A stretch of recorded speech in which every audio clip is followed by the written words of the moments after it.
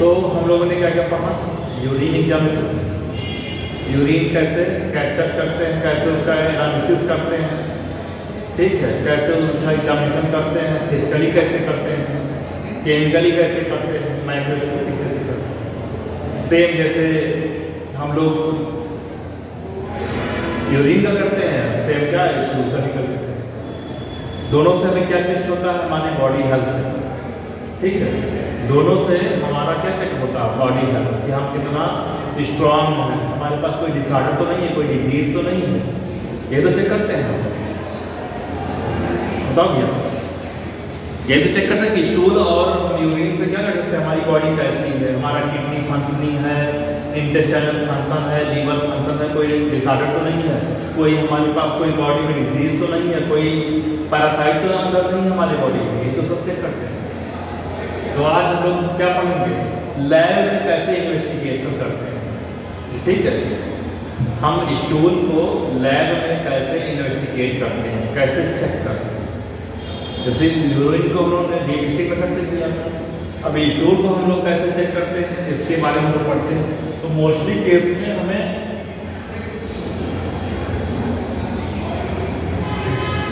ठीक है, mostly case में हम लोग स्टूल को क्या करते हैं, सैंपल लेते हैं, stool first stool of body का, जैसे मॉर्निंग टाइम, उसको हम चेक कैसे करते हैं, इसी के बारे में पढ़ना।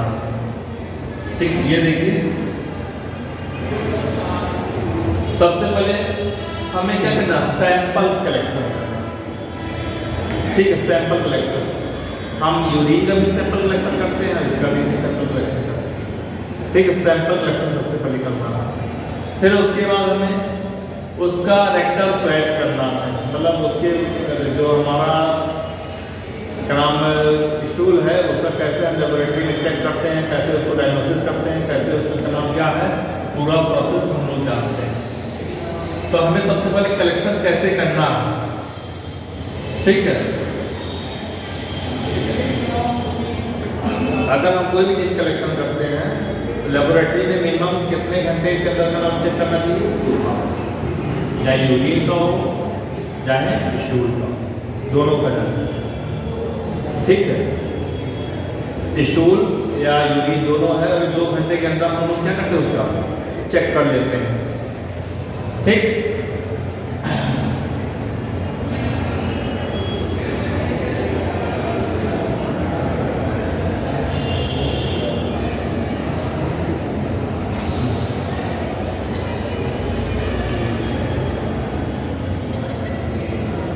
सैंपल प्रोसेसिंग कैसे रहेगा, रूटीन रहेगा। हमने रूटीन बनाया था, चार्ट बनाया था कि 1 घंटे का, 2 घंटे का, मॉर्निंग टाइम का, ठीक है, क्योंकि हमें माइक्रोस्कोपी करना है। माइक्रोस्कोपी मतलब क्या होगा, उसमें फिजिकली केमिकली दोनों रहेगा, ठीक है, दोनों करना होगा, ठीक। सबसे पहले हम क्या करेंगे, उसका कलर डिसाइड करेंगे।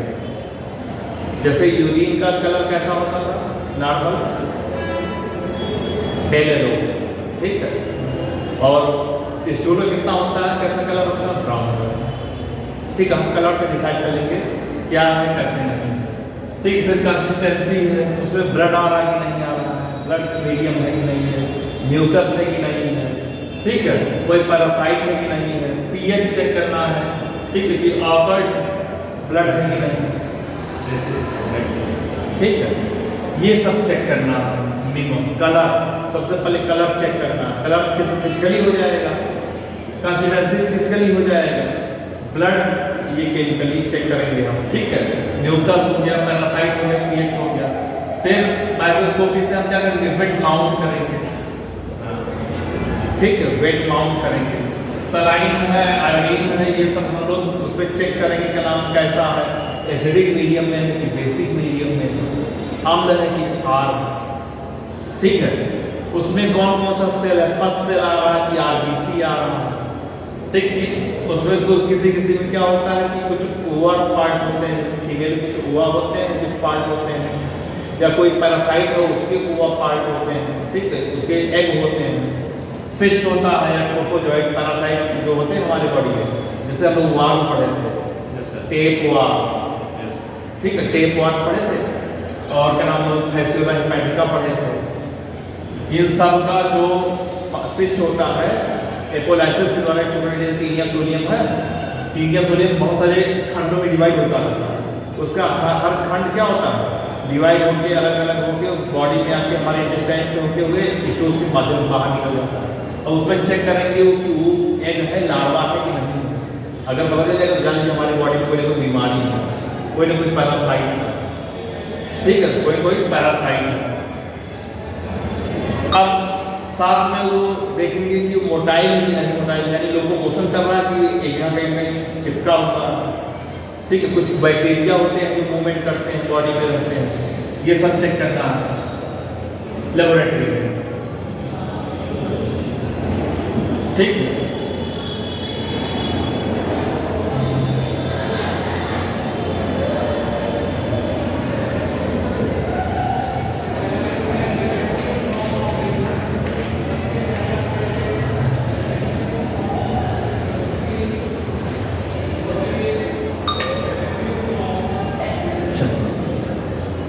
अब हम लोग को समझना क्या है,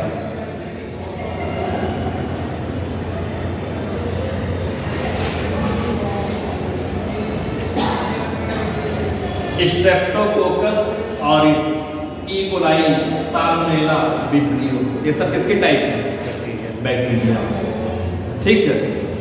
विब्रियो कालेरी जिसे कालरा होता है ना, साल्मोनेला टाइफी, टाइफाइड होता है, क्या होता है टाइफाइड। ई कोलाई ये भी हमारे बॉडी में यूजफुल भी और हार्मफुल भी है, ज़्यादा होने में हार्मफुल है, ठीक, हार्मफुल। कोई भी चीज ज़्यादा हो गया कम हो गया दोनों के लिए क्या हो गया, हार्मफुल, ठीक।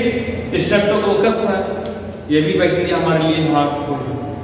तो ये सब बैक्टीरिया हमारे फूड में जाते हैं। तो अब कहते हैं क्या नाम कि हमारे बॉडी में HCl होता है, एसिड है। अगर कुछ भी खाते तो HCl जला देता है, तब कहीं जीवित रहता है, कैसे अंदर चला जाता है,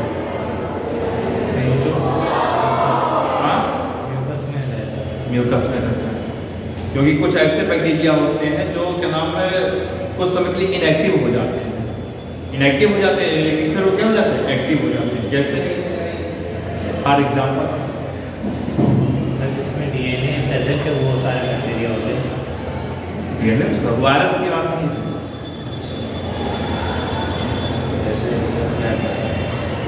सिंपल सा ये है जो दूध वाला पैकेट आता है, लैक्टोबैसिलस, हाँ लैक्टोबैसिलस, उसमें बैक्टीरिया होते हैं लैक्टोबैसिलस।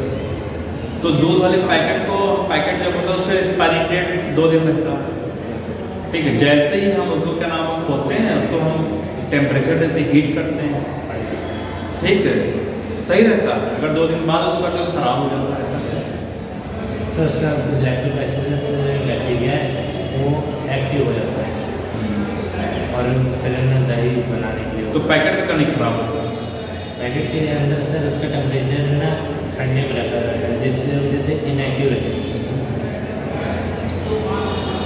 जितने भी पैकेट वाले दूध आते हैं उस पर लिखा रहता है पास्चुराइजेशन, यानी उस बैक्टीरिया को अलग से उस मिल्क को अलग से टेम्परेचर दिया जाता है, इतना टेम्परेचर दिया जाता है ताकि जितने भी बैक्टीरिया में इनएक्टिव हो जाते हैं। बैक्टीरिया कब इनएक्टिव होता है, हाई टेम्परेचर और लो टेम्परेचर। बैक्टीरिया क्या हो जाता है, हाई हो जाता है, इनएक्टिव हो जाता है, इनएक्टिव, हाँ ओके। हाई टेम्परेचर पे और लो टेम्परेचर पे बैक्टीरिया काम नहीं करता। जैसे हम लोग खाना रखते हैं फ्रिज में क्यों रखते हैं, उसका में टेम्परेचर लो रहता है, लो टेम्परेचर, ठीक है, स्टोर करने के लिए लो टेम्परेचर। हाँ, क्योंकि लो टेम्परेचर पे बैक्टीरिया काम नहीं करता, इनएक्टिव हो जाता है। हाई टेम्परेचर पे बैक्टीरिया काम नहीं करता, इसीलिए क्या नाम है लो टेम्परेचर और हाई टेम्परेचर पे बैक्टीरिया काम नहीं करता, उसी पे क्या नाम हम लोग रहते हैं। ज़्यादा गर्मी पड़ेगी तो भी बैक्टीरिया हमारे बॉडी में इनएक्टिव हो जाएगा, ज़्यादा ठंडी पड़ेगी तो भी बैक्टीरिया, ये नॉर्मल टेम्परेचर होता है 20 से 40 के बीच में, ये बहुत डेंजर होता है। इसी में सारे वायरस एक्टिव होते हैं, सारे बैक्टीरिया। अब देखो जैसे टेम्परेचर लो हुआ है, ये अभी देखो डेंगू वायरस एक्टिव होगा, ठीक है, मच्छर एक्टिव होगा, मलेरिया शुरू हो जाएगा। तो ये सब हमारे बॉडी का टेम्परेचर पे मेंटेन करते हैं। म्यूकस क्या है, तो अब देखो ये देखो हम लोग कैसे उसको माइक्रोस्कोपी टेस्ट करते हैं, ठीक है, कैसे हम लोग माइक्रोस्कोपी उसका टेस्ट करते हैं। तो सबसे पहले अगर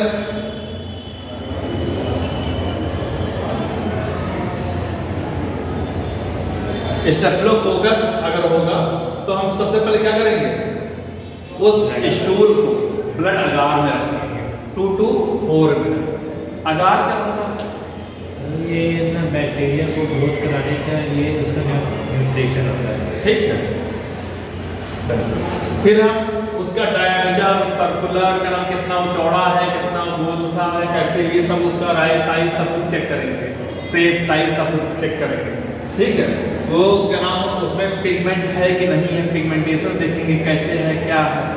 इसके लिए हमें इस बैक्टीरिया का हेल्प भी चाहिए। ठीक है, कुछ ऐसे बैक्टीरिया होते हैं जिसका हमें हेल्प भी चाहिए। कौन कौन सी बैक्टीरिया है? ठीक है, तो जैसे ई कोलाई बैक्टीरिया हमारी बॉडी में खुद रहता है, खुद फॉर्मेशन करता है, तो उसका हमें ठीक है,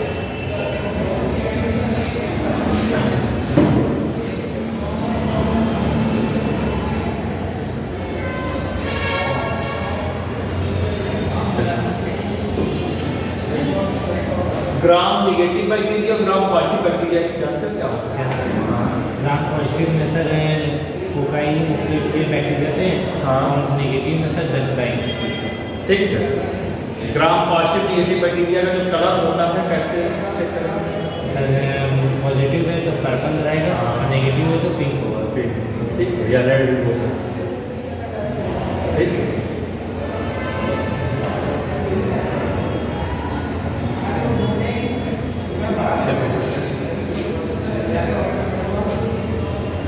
अगर हम स्टूल चेक करेंगे स्टूल में, तो स्टूल में कौन कौन सी बैक्टीरिया मोटाइल है, लोकोमोशन करके माइक्रोस्कोप से अगर देखेंगे उस स्टूल को, तो ये अगर बैक्टीरिया होगी तो मोटाइल होगी, मतलब ये मूवमेंट करेंगे।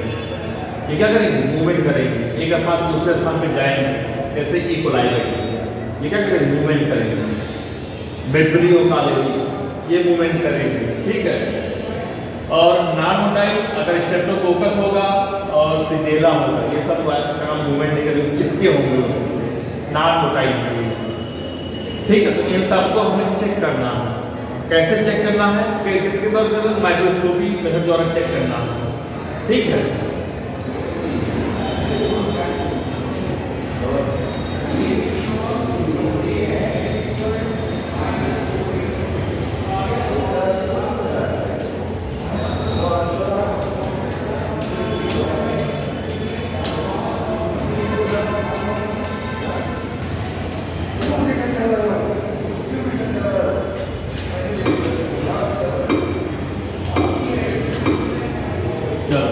अगला टॉपिक है सीन है। सर स्टूल हो गया कंप्लीट? हाँ, क्या चीज? स्टूल कंप्लीट हो गया? हाँ, स्टूल में बस वही जैसे यूरिन होता है वैसे स्टूल का फिजिकली प्रूव करना। सर डिजीज भी बता देते हो? हाँ, डिजीज भी बता देते हैं उसमें तो अच्छा रहता है सर, जैसे डायरिया हो गया, और कई सारी बीमारियों के लिए कैसे टेस्ट होता है करेगा सर।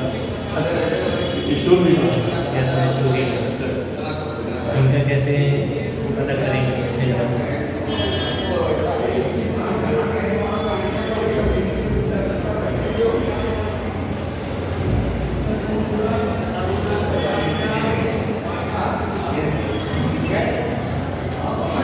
चलते हैं।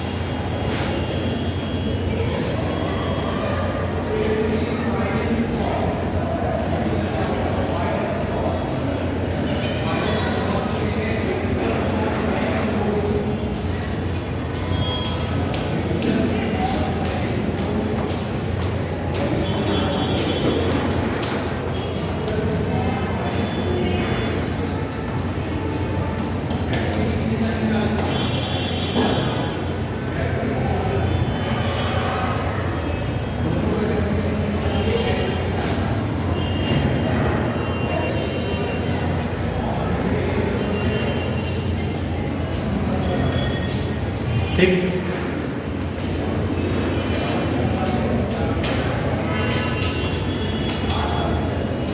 ये वार्म से होने वाली चीज सिंपल समझिएगा। सब में नाम छुपा हुआ है, किस एनिमल से होता है, सब में नाम छुपा हुआ है। हम लोग क्या नाम है, क्या करते हैं, क्या नाम है, जो पिग खाते हैं या जो काऊ खाते हैं, ठीक है, पिग या काऊ, पिग के मीट को बोला जाता है पॉर्क, क्या बोला जाता है, पॉर्क, और काऊ के मीट को क्या बोला जाता है, बीफ, क्या बोला जाता है, बीफ, ठीक है। जो काऊ मीट यानी बीफ या पॉर्क खाता है, क्या होता है, वो कोई भी जब कोई मीट होता है उसको पका के खाता है, ठीक। कभी कभी क्या होता है, कोई कोई पार्ट पकता नहीं है, छूट जाता है, यानी जो अनडाइजेस्ट का नाम होगा, पका हुआ पका वो पार्ट है, जब हमारे बॉडी में जाता है, ठीक है, तो उसमें से एक इसके लिए ही एक वार्म है जिसका नाम है टीनिया फ्लोनियम, ठीक है, टीनिया फ्लोनियम। और इसकी दूसरी जाति है टीनिया सेजिनेटा। दो जातियां हैं इसकी टीनिया की स्पीसीज, टीनिया सोलियम और टीनिया सेजिनेटा।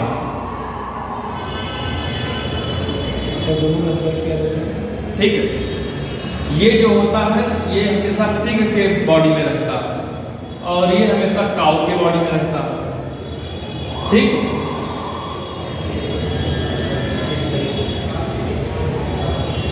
इन दोनों के मांस को जब कभी ह्यूमन खाता है, कौन खाता है, ह्यूमन, जब ह्यूमन खाएगा इसके मीट को तो ये ह्यूमन के बॉडी में इंटर कर जाएगा, ठीक है। और ह्यूमन के बॉडी में जाएगा तो ह्यूमन के बॉडी में लार्वा बनाएगा, क्या बनाएगा, लार्वा, ठीक। उस लार्वा का नाम है हेक्साकैंथ लार्वा। तो दोनों के लार्वा का एक ही नाम है? हाँ, हेक्साकैंथ, या बोल सकते हैं ब्लेडर वार्म।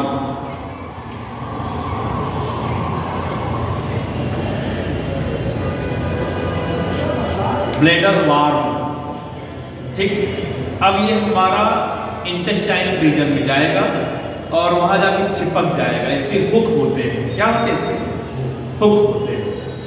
अब जब ये उसके हुक, क्या हेक्सा मतलब क्या होता है, छेद, हेक्सा मतलब क्या होता है, छेद, कैंथ मतलब होता हुक, इसके हुक होते हैं।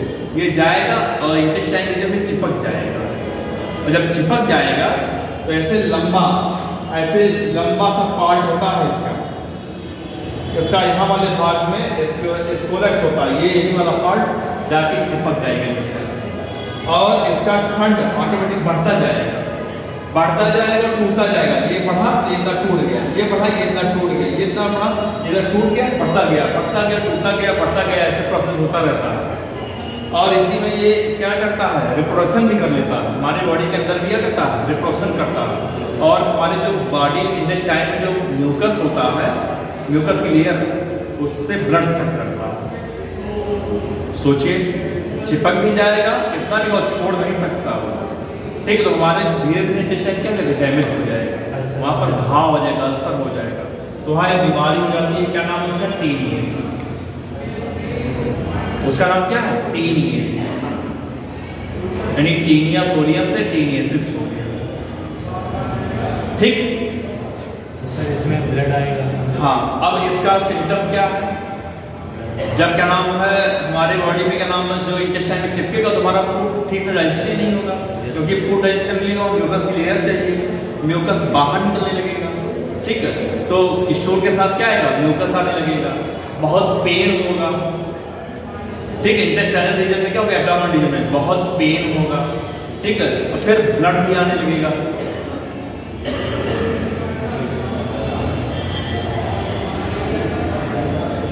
क्लियर। सेम एस्कैरिस है, ये किससे आता है, पार्क और बीफ के बीच से आता है, ठीक है। ये पिग और काऊ के बीच से आता है, इससे सप्लाई होगा। लेकिन एस्कैरिस जो है ये हमारे बॉडी में कैसे आएगा? मिट्टी में मिला होता है। ये कहाँ होता है? मिट्टी में। ठीक है, मिट्टी में मिला होता है। ये मिट्टी में होता है। जब कोई बच्चा मिट्टी खाता है या कोई हम ही लोग मजाक मजाक में कभी क्या नाम मिट्टी कोई पार्ट या कुछ आ गया तो मिट्टी के द्वारा क्या जाएगा? हमारे बॉडी में जाएगा और हमारे बॉडी में जाके वो भी इंटेस्टाइन रीजन में, कौन से रीजन में? इंटेस्टाइन रीजन में जाके चिपक जाएगा। ठीक है, इंटेस्टाइन रीजन में जब जाके चिपक जाएगा, चिपकने के बाद वो सेम जैसे कीड़िया काम करता है वैसे ये भी काम करेगा। और जैसे केचुआ नहीं होता, पेट वाला केचुआ उसे बोला जाता है, इसे पेट वाला केचुआ बोला जाता है। ठीक है, इसे पेट वाला केचुआ बोला जाता है। जब वो जाके जाएगा क्या नाम स्टमक में बच्चे जाके बहुत ऐठन होगा, बहुत दर्द होगा, स्टमक का नाम है, पूरे म्यूकस लेयर को ये भी डैमेज कर देगा, ब्लड को क्या नाम वहाँ के सेल को डैमेज कर देगा। तो इससे क्या नाम इंटेस्टाइन फिर डैमेज हो जाएगा तो क्या होगा? क्या नाम डाइजेस्ट ही नहीं होगा फूड। ठीक है, हमेशा लूज मोशन आएगा रहेगा, हमेशा पेन रहेगा बॉडी में। कहते नहीं कीड़ा पड़ा होगा, कहते नहीं क्या पेट में कीड़ा पड़ गया, तो पेट वाला कीड़ा यही एस्कैरिस है। ठीक, एस्कैरिस ये केचुए से जैसे केचुआ नहीं होता, सेम केचुआ जैसा होता है। तो डॉक्टर उसको बच्चे को दवा देगा, दवा में फिर क्या स्टोर के माध्यम से कीड़ा बाहर निकल आता है चिपक।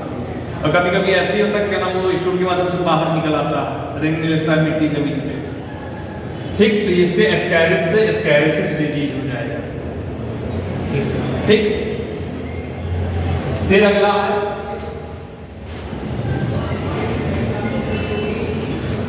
एम्ब्रियोसिस। फैस्कुला हिपैटिका। हिपैटिक से ला गया मतलब क्या होगा उसका मतलब? Liver damage. लीवर। ठीक है, लीवर। अब ये देखो,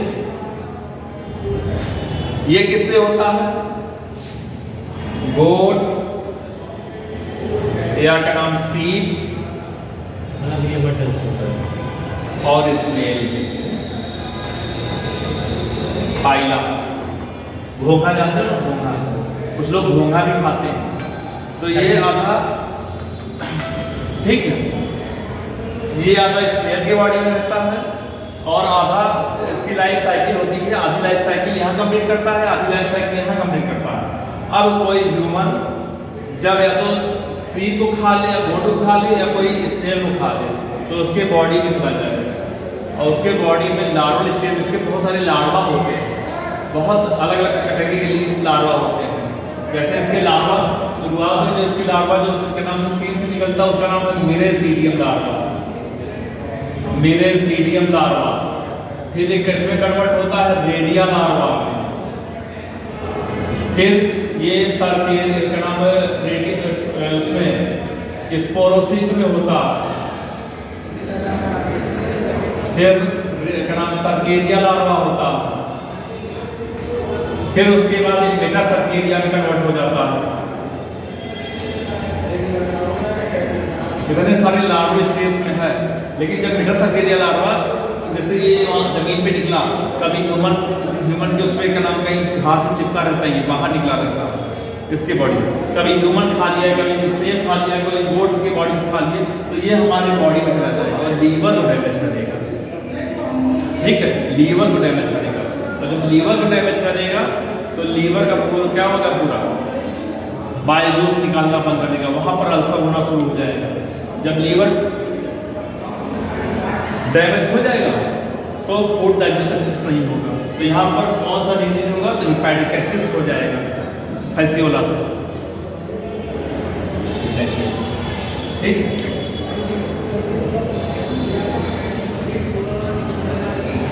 अब उसके बाद दूसरा नाम जानते हो? अमीबा,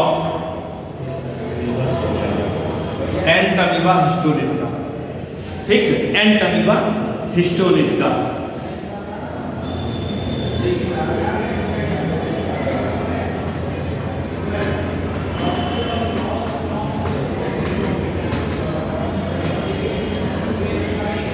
ये गंदे जगह पाया जाता है।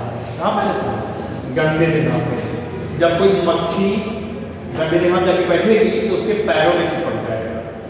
ठीक, और उसके पैरों में चिपकने के बाद जैसी वो मक्खी किसी फूड हम लोग भोजन कर रहे हैं, दाल चावल रोटी सब्जी, किसी पे आके बैठ गई तो उसके पैर से चिपक के हमारे भोजन भी आके चिपक जाएगी। चिपचिपा भोजन वाली दाल चावल मिलाए हुए हैं, उसमें गीलापन है, बाकी उसमें बैठी तो उसमें चिपक गया। अब उस अगर फूड को हम जैसे ही अंदर खाते हैं, ठीक है, इंजेक्शन करते हैं, जैसे ही अंदर जाएगा तुरंत हमारे बॉडी में चला जाएगा, और जब जाएगा तो फिर भी इंटेस्टाइन को डैमेज करना शुरू कर देगा और बार बार हमें दस्त होगा, कितना लूज मोशन आने लगेगा, हमें भोजन डाइजेस्ट ही नहीं होगा, तो इससे अमीबाइसिस डिजीज होगा। ठीक, ये सब उदाहरण से होते हैं। अब अगर स्टूल से ब्लड आ रहा तो अगर स्टूल से ब्लड आ रहा तो इसका मतलब क्या होगा? यानी हमारे बॉडी में कैंसर का कहीं पे कोई का नाम हम उसका बायोप्सी करेंगे, इंटेस्टाइनल क्या करेंगे? बायोप्सी, यानी हमारा डाइजेशन नहीं कर रहा, हो सकता है वहाँ पर कोई सेल बहुत ज़्यादा डिवाइड कर रहा हो, ब्लड आ रहा, ठीक है, तो उसका हम बायोप्सी करेंगे, किसी इंटेस्टाइनल रीजन का हम क्या करेंगे? बायोप्सी। जानते हो क्या होता है बायोप्सी? ठीक है, हाँ, टिश्यू का हम लोग क्या करते हैं? हिस्टोलॉजिकल स्टडी करते हैं ताकि उसमें देखते हैं कि सेल डिवीजन कैसा हो रहा है। अगर नॉर्मल हो रहा है तो ठीक है, अगर क्या नाम है बहुत ज़्यादा हो रहा है यानी वो क्या कैंसर हो रहा है। तो सर ये तो इसमें भी ये हो जाता है ना, ब्लड हम लोग के लेमियासिस में भी ब्लड आ रहा है। हाँ, वो नॉर्मली ब्लड है, हम चेक भी तो करेंगे। अगर ब्लड आ रहा है तो मतलब उसमें क्या नाम है कोई उसका लावा होगा, हुआ होगा तो वो भी पकड़ में आएगा। लेकिन अगर ऐसे ही पास आ रहा है और ब्लड आ रहा है यानी कुछ सब कुछ बायोप्सी का प्रॉब्लम है, यानी उसमें ब्लड कैंसर या क्या नाम है उसमें इंटेस्टाइनल कैंसर, कोई कैंसर, किसी को लीवर कैंसर हो जाता है, ठीक है, यानी कोई ना कोई पार्ट कैंसर काज कर रहा है। ठीक, और कभी कभी ऐसा होता है। अगला है एक बीमारी कांस्टिपेशन, कब्ज बनना।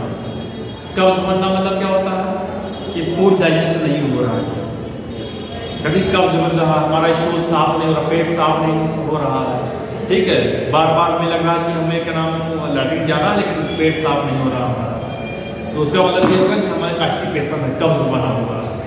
और जब कभी कब्ज बार बार ऐसे प्रोसेस होगा तो किसका रूप ले लेगा? पाइल्स का रूप ले लेगा। जो एनल वाल है वहाँ पर स्वेलिंग आ जाएगा, वो पाइल्स क्रिएट कर जाएगा, ठीक है, पाइल्स क्रिएट कर जाएगा तो फिर स्टूल करने में बड़ी दिक्कत होगी। यही होता है कांस्टिपेशन। इसीलिए कहा जाता है कि हम कुछ भी खाना खाएं सेम फाइबर मिक्स रहना चाहिए खाने में। अगर आपकी बॉडी में फाइबर है, खा रहे हैं आप, तो वो बहुत अच्छे से डाइजेस्ट करेगा उसे।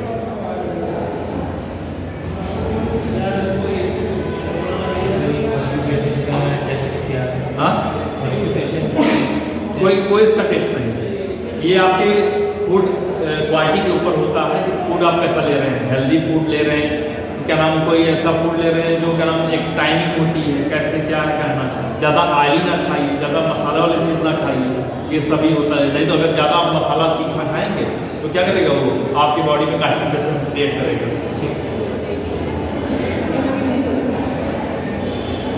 ठीक, अगला टॉपिक है सीमेंट।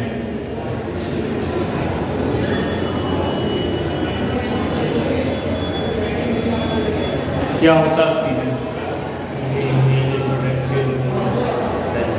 ठीक, कहाँ से सिक्रेट होता, कहाँ से होता? गोनैड पढ़े हो आप? गोनैड क्या होता है? गैमेट क्या होता है? ठीक है, गोनैड एंड गैमेट। गोनैड होता है जो गैमेट बनाता है।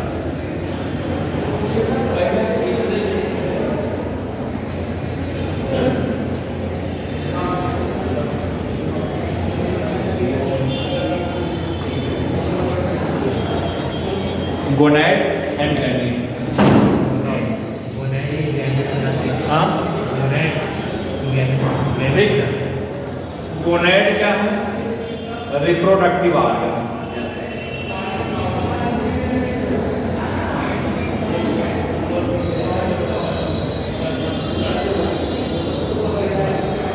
गैमेट क्या है?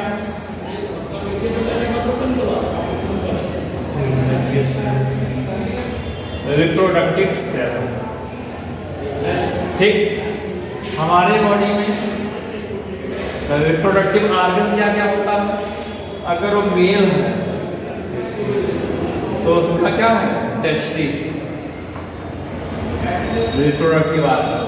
ठीक है, अगर फीमेल है तो ओवरी। वन पेयर ओवरी होता है, वन पेयर टेस्टिस होता है। तो यानी अगर टेस्टिस है तो उसे मेल गोनेड बोला जाएगा, ओवरी है तो उसे फीमेल। ठीक, टेस्टिस किसका फॉर्मेशन करता है? स्पर्म। ठीक, किसका करता है? स्पर्म का। स्पर्म क्या है? Male reproductive cell. और ओवरी क्या बनाता है? ओवा बनाता है। ओवा क्या है? फीमेल। ठीक है, ये हुआ गोनैड एंड गैमीट। गोनैड क्या होता है? रिप्रोडक्टिव ऑर्गन जो होता है गोनैड कहलाता है। ठीक है, टेस्टिस और ओवरी गोनैड होते हैं। ठीक है, ओवरी और टेस्टिस इसका फॉर्मेशन करता है स्पर्म का, और ओवरी किसका करता है? ओवा। टेस्टिस किस मेथड द्वारा? स्पर्मेटोजेनेसिस द्वारा स्पर्म का बनाता है, और ओवरी oogenesis के द्वारा बनता है। ठीक है, तो ये स्पर्म और ओवा। ठीक है, ये क्या है? Reproductive cell. ठीक है, तो अब हमें स्पर्म और ओवा का फॉर्मेशन कैसे होता है, इसका एग्जामिनेशन कैसे करेंगे। ठीक है, कौन इसमें मोटाइल होता है? स्पर्म की ओवा? ठीक है, स्पर्म होता है। कैसे इसका फॉर्मेशन होता है ये नेक्स्ट क्लास में होगा। मेल बॉडी में मोटाइल रहता है, फीमेल बॉडी में जाके मोटाइल। ठीक है, स्पर्म बनने में कितना टाइम लगता है? ओवा बनने में कितना टाइम लगता है? किस मेथड द्वारा बनता है? एक स्पर्म बनने में कितना टाइम लगता है? एक ओवा बनने में कितना टाइम लगता है? एक स्पर्म बनने में जानते कितना होता है? एक बार में 4 स्पर्म बनता है, और एक बार में एक ही ओवा बनता है। स्पर्म 72 दिन लगता है स्पर्म बनने में, 4 स्पर्म, और ओवा बनने में कितना लगता है? 14 दिन। अब इसका एग्जामिनेशन कैसे करेंगे, इसका टेस्ट कैसे करेंगे? ठीक है, कौन सा डिजीज होता है, कौन सा फर्टाइल होता है, कौन स्टेराइल होता है, ट्विंस कैसे होते हैं, जुड़वा बच्चे कैसे होते हैं। ठीक है, कभी कभी तो इसके बारे में हम नहीं बता सकते। ओके, ये इंटरेस्टिंग टॉपिक है।